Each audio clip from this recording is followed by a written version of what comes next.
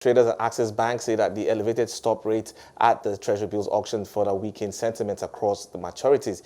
They expect the bearish sentiment in the bond market to persist today as banks fund for the retail FX auction. Ahmed Agboola, the head of fixed income trading at Access Bank, joins me now for an update on the market today. Thank you so much for your time today, Ahmed. And let's look at what we're seeing play out there in the bond space and bring us up to speed. Thank you very much. Thank you for having me. Okay, so it's a very short week where we also experienced a lot of market illiquidity, and as a result of that, we saw the overnight rate trended around 19%, while the open repo rate traded at around 18.67%.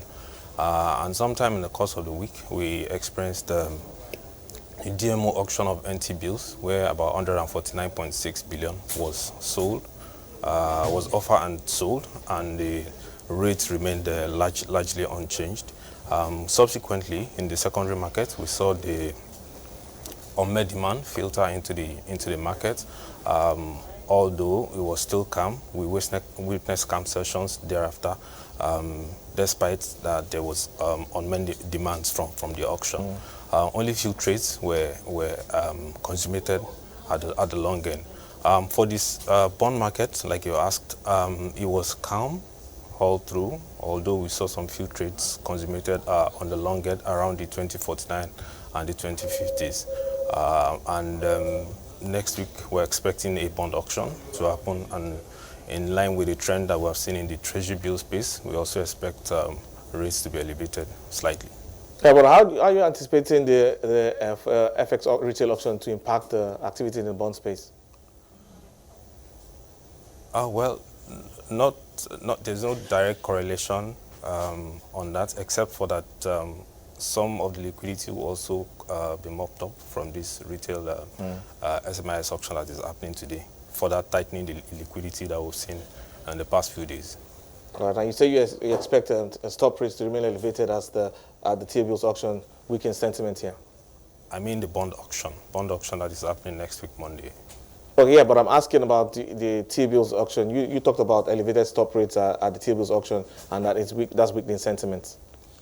No, it was actually not. There was not so much change from the previous auction. I think the 91-day closed at 6%, 182 at 8%, and 364 at 14.7, as again 14.74 where it closed at the previous auction. So it remained largely unchanged. All right, but let's look at what we're expecting from these new bonds. How are investors positioning for the new bonds that have been introduced? Well, we expect to see more bid towards the long end. The newly introduced 42s and the 50s, we expect that's where we'll see much more of the sentiment as we proceed into the auction next week. All right, but looking at yields, how are you looking at yields in the later part of the second quarter? Well, I think the significant inflow that we expect in this month is coming towards, I think, the maturities of 2023. So we expect the liquidity to still be a bit tight, even as we approach the end of the quarter. So we expect that the yield will still be a little bit higher than what we currently have in the market. Yeah, because we understand that, yes, the liquidity has been a major trend in this second quarter and even the tail end of the first. But looking down the line in the second quarter, what other trends are you anticipating? Well, as you know, that this market is largely driven by what the level of liquidity is. So it is actually market participants actually based most of their decision on what happens, especially the pension funds and the banks. It's largely driven by the liquidity in the market. Yeah, but are we seeing any respite in the coming weeks for liquidity? Well, so we have